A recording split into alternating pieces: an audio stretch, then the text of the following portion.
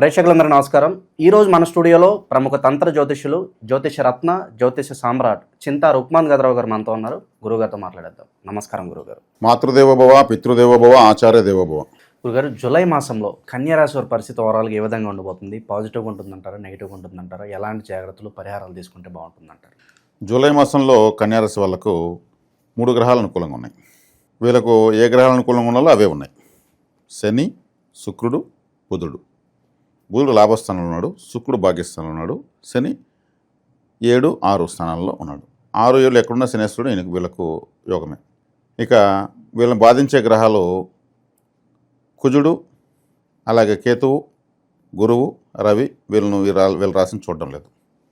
కాబట్టి కుజుడు వ్యయంలో పడిపోయాడు.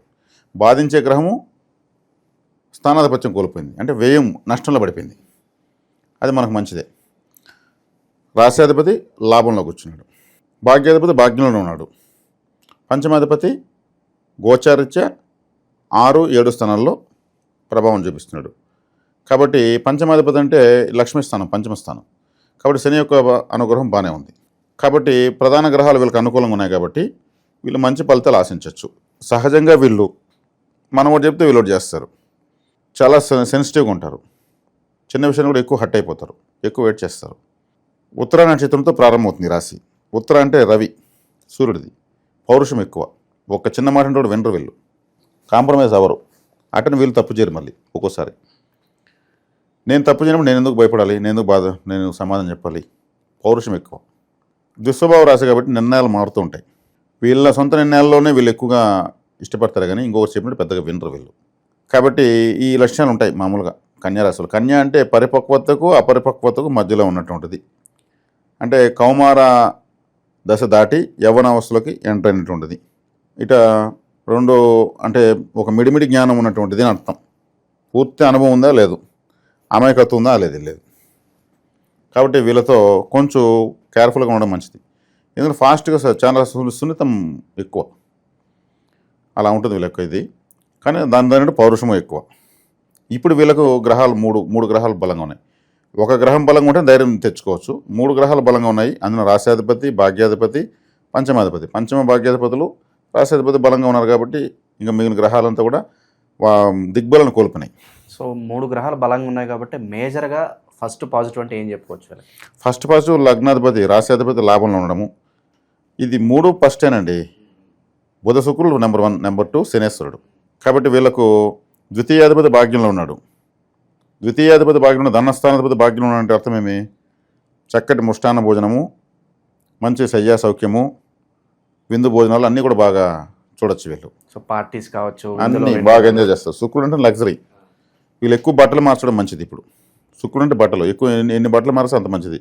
పర్ఫ్యూమ్ కొట్టుకుందే బయట వెళ్ళకూడదు. తర్వాత శుక్రుడు ఎక్కువగా బ్యూటీ కారకుడు కాబట్టి బట్టలు ఎక్కువ మార్చడం, శుభ్రంగా ఉండడము, ఇటువంటివి ఎక్కువ చేయాలి. అప్పుడు దాన్ని శుక్రుడు యాక్టివేట్ చేస్తానని ఉండొచ్చు. శుక్రుడు అంటే మల్లెపూలు. ఇప్పుడు మగవాళ్ళు ఉంటారనుకోండి, భార్య కన్యారాశి అనుకోండి, ఎక్కువ మల్లెపూలు తీసేయవచ్చు, ప్రతిరోజు తీసేయవచ్చు. శుక్రుడిని తీర్చినట్టే. అదే ఆడవాళ్ళు ఉన్నారనుకోండి, భర్తను అడిగి మల్లెపూలు తెప్పించుకోవచ్చు. కాబట్టి శుక్రకారకత్వాన్ని ఎక్కువ పెంచే కొద్దికి ఇప్పుడు వీళ్ళకి చాలా అద్భుతంగా ఉంటుంది. వైవాహిక జీవితం అలా ఉంటుంది, చాలా బాగుంటుందండి. దానికి భార్యకారకుడు, కారకుడు శుక్రుడు స్వస్థానంలో ఉన్నాడు. లగ్నాధిపతి, రాశ్యాధిపతి అయినటువంటి బుధుడు లాభంలో ఉన్నాడు. శని బాగున్నాడు, రాహు బాగున్నాడు. వైవాహిక జీవితం బాగానే ఉంటుంది. ఏ వృత్తుల్లో ఉన్న వాళ్ళు బాగా లాభపడతారంటారు ఈ నెల? ఏ వృత్తుల వాళ్ళు అంటే వీళ్ళు ఈ కన్యారాశి వాళ్ళు మల్టీఫుల్. అంటే ఒక కన్యారాశి వాళ్ళంతా ఈ పని చేస్తారని గ్యారెంటీ ఏం లేదు. వాళ్ళు రకరకాల వ్యాపారాలు ఉంటారు. దానికి రాశ్యాధిపతే బుధుడు వ్యాపార గ్రహం. వ్యాపార గ్రహం అంటే వైశ్య గ్రహం. బుధుడు లాభంలో ఉన్నాడు. కాబట్టి ఏమంటే ఇప్పుడు వీళ్ళు ఏం చేసినా లాభాలు ఉంటాయి. అంటే ఆడిటర్సు కన్యారాశిలో ఉంటారని చెప్పొచ్చు. బుధుడు అంటే ఆడిటర్, డాక్యుమెంట్. ప్రపంచంలో మనం చూసిన ప్రతి అక్షరం బుధుడే. అది భాషలు కావచ్చు, లా కావచ్చు, జ్యోతిష్యం కావచ్చు, ఏదైనా కావచ్చు. ఇంటెలిజెన్స్, బుద్ధి సూక్ష్మత బుధుడే. కాబట్టి ఎవరైనా గ్రీన్ ఇంక్ సైన్ హోల్డర్ అంటే గ్రీన్ ఇంక్తో పెడితే వాడు గొప్పోడు అని అర్థం. బుధుడు గ్రీన్ ఇంక్ కారకుడు, గ్రీన్ కలర్కి. కాబట్టి వీళ్ళు చేస్తున్నటువంటి ఆల్రెడీ రన్నింగ్లో ఉన్నటువంటి వాళ్ళు వాళ్ళ వృత్తులు వాళ్ళు ఇంటెలిజెంట్గానే పోతూ ఉంటారు. కొత్తగా చేస్తున్న వాళ్ళు కొత్తగా అవకాశాలు వీళ్ళకి వస్తాయి. సీఏ చేస్తున్నారంటే బుధుడు బాగుంటాయని చేస్తారండి. CA. లా చదువుతున్నారంటే బుధుడు ఉంటేనే. జ్యోతిషాన్ని ఎక్కువగా అర్థం చేసుకోగలగాలంటే బుధుడు బాగుంటేనే.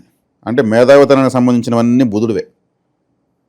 కాబట్టి బుధుడు లాభంలో ఉన్నాడు. ఇప్పుడు ఈ సమయంలో వీళ్ళు తీసుకున్నటువంటి నిర్ణయాలు చదువులకు సంబంధించి సూపర్గా సక్సెస్ అవుతాయి. కరెక్ట్గా తీసుకుంటారు. ఓకే, భవిష్యత్తులో ఏ కోర్స్ తీసుకుంటే బాగుంటుంది అది ఇప్పుడు కరెక్ట్గా తీసుకుంటారు. అదే కొంతమంది మేము అప్పుడు అది తీసుకోకూడదు, దాన్ని తీసుకున్న వల్ల మా అంతా వేస్ట్ అయిపోయింది, ఇప్పుడు మళ్ళీ ఇప్పుడేం చేయలేమంటుంటారు చూడండి. అట్లాంటి కాకుండా ఇప్పుడు వీళ్ళు ఏం తీసుకోవాలో కరెక్ట్గా తీసుకుంటారు. బుధుడు లాభంలో ఉన్నాడు. కాబట్టి బుధుడు కన్యలో ఉచ్చేసి పొందుతాడు. కాబట్టి వీళ్ళకు కారకత్వాలన్నీ బలంగా ఉన్నాయి, ఫోర్స్లో ఉన్నాయి. వీళ్ళు యూటిలైజ్ చేసుకుంటారు కూడా. శత్రుజయం కనిపిస్తుందా గురుగారు? శత్రుజయం కనిపిస్తుంది. 6 శని ఇప్పుడు రివర్స్లో వస్తున్నాడు కదా, శత్రువులు మిగలరు. అందున రాహు వచ్చేసాడు. రాహు 6వ ఇంట్లో ఉంటే ఇంకా వాళ్ళకి ఎదురే లేదు. శత్రువుని మధ్యించడం రాహుని మించిన లేడు.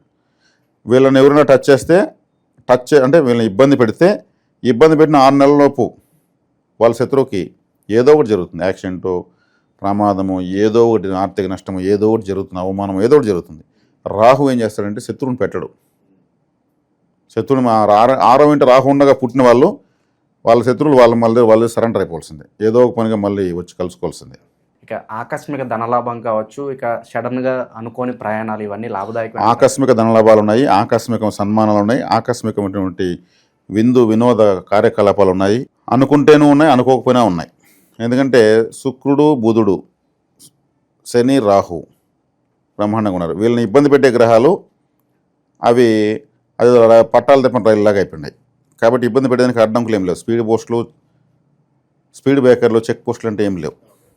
ఇక పార్ట్నర్షిప్ బిజినెస్లు కావచ్చు, ఎవరన్నా గబాలను సాయం అడిగితే వాళ్ళకి షూరిటీ పెట్టడం కావచ్చు, మధ్యలో ఉండి ఇవన్నీ చేయొచ్చు అంటారు. వీళ్ళు చేయకూడదు, వీళ్ళు చేయరు. ఒకవేళ చేసినా కానీ వాళ్ళ జుట్టు వీళ్ళ చేతిలో పెట్టుకుని చేస్తారు. ఇంటెలిజెన్స్ మేధావులు అని చెప్పాను కదా, డాక్యుమెంట్ అని చెప్పాను కదా, మధ్య షూరిటీ అంటే అది డాక్యుమెంటే కదా. కాబట్టి వీళ్ళు కొంచెం ఇప్పుడు ఈ సమయంలో అయితే అంత ఈజీగా చేయరు. అలా చేశారంటే బుధుడు వీళ్ళ జాతకంలో నీచబడి ఉంటే చేస్తారు. జన్మజాతకంలో అది బుధుడు నీచబడి ఉంటాడు. కాబట్టి ఈ విధంగా ఉన్నప్పుడు వీళ్ళు చేయరు, దానికి అవకాశం లేదు. ప్రజెంట్ ఉన్న గ్రహస్థితి బట్టి గురుగారు ఎలాంటి పరిహారాలు బాగా అవసరం అంటారు వీళ్ళకి? ఇప్పుడు కన్యారాశి, కన్యాకుమారి అనేటువంటి అమ్మవారు ఉంది. కుదిరితే వెళ్ళి రావచ్చు, చక్కగా దర్శనం చేసుకురావచ్చు. అదేవిధంగా వాసవి కన్యకా పరమేశ్వరి, ఆమె వైశ్య కులానికి కులదేవత. అందరూ మిగిలిన వాళ్ళు కూడా వెళ్ళి దర్శించుకోవచ్చు, గొప్ప దేవత ఆమె. అదేవిధంగా బాలా త్రిపుర సుందరిదేవి. అదేవిధంగా ఒక యుక్త వయసు కూర్చున్న అమ్మాయిలకు ఏదన్నా వాళ్ళకు హల్వా, బూందీ, మల్లెపూలు, బ్యూటీ కేర్ కిట్టు లాంటివి ఇవ్వచ్చు. అటని కనిపించలు కనిపించి గొడవలు తెచ్చుకోకూడదు. మనకు సంబంధించిన మన బంధువులు ఉన్న వాళ్ళకు ఇవ్వాలి. లేదు మన తల్లిదండ్రుల ద్వారా ఎక్కడైనా ఒక హాస్టల్కో ఎక్కడైనా వెళ్ళి మన తల్లిదండ్రుల ద్వారా ఇప్పించవచ్చు. ఇప్పుడు ఎత్తుకుని వేసి మల్లెపూలు ఇవన్నీ ఎత్తుకుని అమ్మాయిలకి సెట్ ఉంటుంది. ఎవడరా నువ్వు నాకు పువ్వులు తెచ్చిస్తుంది. ఇక్కడ మనం చెప్పేది కూడా ఓపెన్ చెప్పేయాలి. అంటే ఇక్కడ వచ్చేకాడికి కన్యారాశి కాబట్టి యాక్టివేట్ కావాలంటే కన్యాకుమారి, వాసవి కన్యకా పరమేశ్వరి, బాలా త్రిపుర సుందరి, పెండ్లిడికి వచ్చిన అమ్మాయిలు ఇటువంటి వాళ్ళని యాక్టివేట్ చేయాలని అర్థం. దానికి మనము విధి విధానాలు తెలియజేయాలి. తల్లిదండ్రుల ద్వారా గిరిజన సంక్షేమ శాఖ హాస్టల్ ఉంటుంది. డిగ్రీ చదివిన అమ్మాయిలు, పెండ్లిడికి వచ్చిన అమ్మాయిలు అక్కడ ఉంటారు. వాళ్ళు కొంచెం పేద స్థితిలో ఉండే అక్కడ వచ్చి గవర్నమెంట్ హాస్టల్ చదువుతుంటారు. అక్కడ వెళ్ళి వార్డెన్తో మాట్లాడి తల్లిదండ్రులు ఎంతమంది అంతమంది బ్యూటీ కేర్ కిట్స్ ఇవ్వచ్చు. వాళ్ళు చుక్కబిళ్ళల ప్యాకెట్లు, మరీ ముఖ్యంగా గోరింటాకు ఎక్కువ తీసివచ్చు. పిల్లలకు, ఆడపిల్లలకు ఎక్కువ తీసేయచ్చు. అద్భుతంగా మీద లక్ష్మీకరమైన మూలిక. శుక్రుడు గోరింటాకు కారకుడు, స్త్రీ వశీకార మూలిక. అది ఎవరైనా పెళ్లి చూపులకు వెళ్ళేటప్పుడు గోరింటాకు ఒక కోన్ ఒకటి పెట్టుకొని పోవాలి కంపల్సరీ. దాన్ని పారేరు. స్వీటు, మిక్చర్, అరటిపండు ఇవి తీసుకున్న సహజం జనరల్. దాంట్లో ఒక కోన్ పెట్టాలి. పెళ్లి చూపులకు వెళ్ళిన అమ్మాయి దాన్ని పెట్టుకునేదంటే సాధ్యమైనంత వరకు ఒప్పుకునేదానికి అవకాశం ఉంటుంది. అది మనం ఎత్తుకుపోతున్నది మూలిక. కాబట్టి ఇవి కన్యారాశి వాళ్ళు టోటల్గా యాక్టివేట్ చేసుకోవాల్సిన విషయాలు. కన్యారాశిలో ఉత్తర నక్షత్రము, అదేవిధంగా హస్త నక్షత్రము, చిత్తా నక్షత్రం 3 ఉంటాయి. ఉత్తర 3 పాదాలు ఉంటుంది, హస్త 4 పాదాలు ఉంటుంది, 7 చిత్త 2 పాదాలు ఉంటుంది. ఈ ఉత్తర నక్షత్రం వాళ్ళు ఎవరిని బలపరుచుకోవాలి? హస్త నక్షత్రం బలపరుచుకోవాలి. హస్త అంటే ఎవరు? చెయ్యి. హస్త అంటే నేనేం చెప్పాను, ఆడిటర్స్ అంతా ఈ రాశిలో ఉంటాను. చేతితో పనిచేసిన ఆడిటర్సే. కోర్టు టైప్ కొట్టే వాళ్ళంతా ఆడిటర్స్, చేతులతో డాక్యుమెంట్స్. ఈ ఎంఆర్ఓ ఆఫీసులు, పోలీస్ స్టేషన్లు లేదా గవర్నమెంట్ ఆఫీసుల మీద అర్జీలు రాస్తుంటారు. ఒక అర్జీకి 50 రూపాయలు తీసుకుని రాసి ఓ 20 అర్జీలు రాసి ఓ 1000 రూపాయలు వస్తుంది, 50 రూపాయలు లెక్కన తీసుకుని ఫ్యామిలీకి ఇస్తుంటారు. కలము ఆయుధంగా కలిగిన వాళ్ళు బ్రహ్మదేవుడు, చిత్రగుప్తుడు.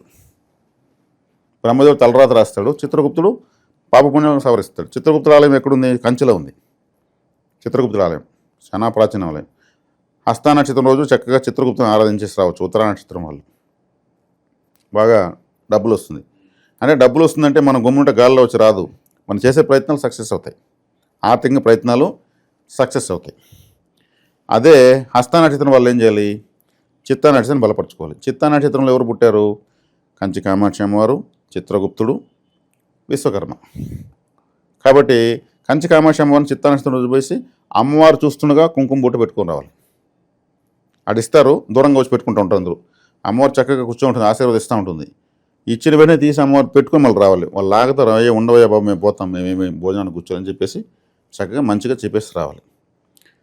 కంచి కామాక్షి అమ్మని ఎంత ఆరాధిస్తే వాళ్ళకి అంత సంపత్కరంగా ఉంటుంది. హస్త నక్షత్రం. చిత్తా నక్షత్రంలో ఎవరిని బలపరచాలి?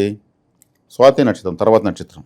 స్వాతి అంటే మనకు తేనె, కాఫీ గింజలు, నరసింహస్వామి అందులో పుట్టాడు, వీటిని ఎక్కువగా తీసుకోవడము, ఎక్కువగా ఇష్టపానీయాలుగా తేనెను, హనీ, లెమను, కాఫీ ఎక్కువగా తీసుకోవచ్చు.